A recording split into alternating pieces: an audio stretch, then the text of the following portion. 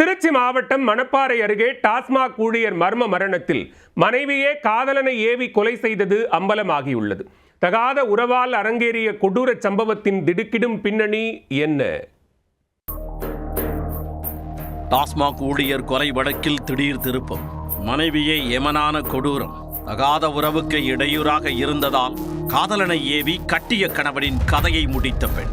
திருச்சியை உலுக்கிய கொடூர கொலை வழக்கின் திடுக்கிடும் பின்னணி என்ன? திருச்சி மாவட்டம் மணப்பாறை அருகே உள்ள குளத்துப்பட்டியைச் சேர்ந்தவர் பிரபாகரன். இவரது மனைவி அபிராமி. இவர்களுக்கு 9 மற்றும் 6 வயதில் 2 மகன்கள் உள்ளனர். பிரபாகரன் வையம்பட்டியில் உள்ள ஒரு டாஸ்மாக் பாரில் ஊழியராக பணியாற்றி வந்தார். இந்நிலையில் கடந்த 12ஆம் தேதி வேலைக்கு சென்ற பிரபாகரன் மீண்டும் வீடு திரும்பவில்லை. குளத்துப்பட்டியில் சாலையோரம் உள்ள ஒரு புளிய மரத்தடியில் மர்மமான முறையில் அவர் இறந்து கிடப்பதாக போலீசாருக்கு தகவல் கிடைத்துள்ளது. இதனையடுத்து அங்கு சென்ற போலீசார் பிரபாகரனின் சடலத்தை மீட்டு உடற்கூறாய்விற்காக அனுப்பி வைத்து விசாரணையை தொடங்கினர்.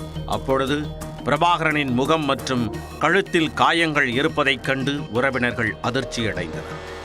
அது உண்மையாகும்படி பிரபாகரன் கழுத்தை நெரித்து கொலை செய்யப்பட்டிருப்பதாக கூறி மருத்துவர்கள் அதிர வைத்துள்ளனர்.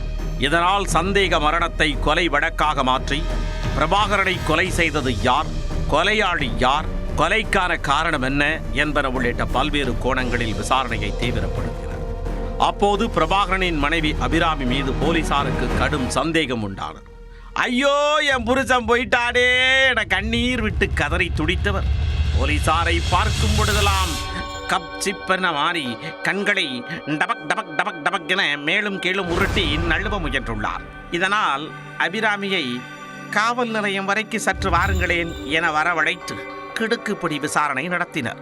ஆரம்பத்தில் வழக்கம் போல முன்னுக்கு பின் முரணாக பதிலளித்துவிட்டு நான் வீட்டுக்கு போனோம் எங்க வீட்டுக்காரர் செத்து போயிட்டாரு என அடம் பிடித்தவரை உக்காரமா அதை பேசிக்கிட்டு இருக்கோம்ல என அதட்டி விசாரிக்க இறுதியில் பிரபாகரன் கொலையில் உள்ள திடுக்கிடும் பின்னணிகள் வெட்ட வெளிச்சமானது. அது ஒட்டுமொத்த மணப்பாறையை 2ஆக பிளக்க ஆரம்பித்தது. அபிராமிக்கும் அவரது உறவினரான பப்ளு என்கின்ற பிரபுவுக்கும் நீண்ட காலமாகவே திருமணத்தை மீறிய பழக்கம் இருந்து வந்துள்ளது. கணவரை ஏமாற்றிய அபிராமி காதலனுடன் அடிக்கடி தனிமையில் இருந்து வந்துள்ளார். இது பிரபாகரனுக்கு தெரிய வர, இந்த வாரமா இதெல்லாம் ரொம்ப தப்பு, தயவு செஞ்சு இந்த உறவை விட்டு குடும்பத்துக்குள்ள பிரச்சனை ஆயிரும் என நயமாக எடுத்து சொல்லி இருவரையும் கடுமையாக இல்லாமல் கனிவாக கண்டித்துள்ளார். ஆனால் அபிராமிக்கு அவரது காதலனை விட்டுக் கொடுக்க முடியவில்லை.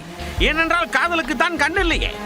அதற்காக கட்டிய கணவனை தீர்த்து விட்டால் என்ன என்ற முடிவுக்கே வந்திருக்கிறார்.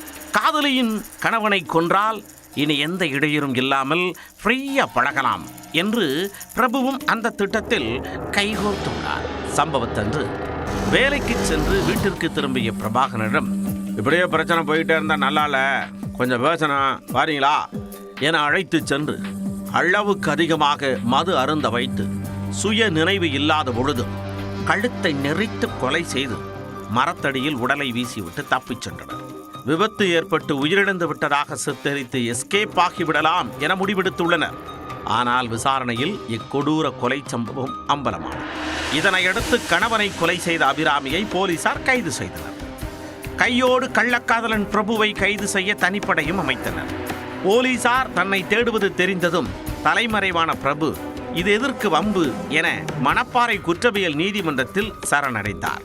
காதலிக்காக பார் ஊழியரான கணவரை கொலை செய்த அவர் மீது ஏற்கனவே திருச்சி மாவட்டத்தில் பல்வேறு காவல் நிலையங்களில் பல வழக்குகள் நிலுவையில் உள்ளன. இதனையடுத்து காதலன் காதலி இருவரையும் கைது செய்த போலீசார் கொலைக்கு உடந்தையாக இருந்த பிரபுவின் நண்பரான சரவணனையும் கைது செய்தனர். தகாத உறவுக்கு இடையூறாக இருந்ததால் காதலியின் கணவரை திட்டமிட்டு தீர்த்து கட்டிய சம்பவம் மணப்பாறையில் பெரும் பரபரப்பை ஏற்படுத்தி உள்ளது.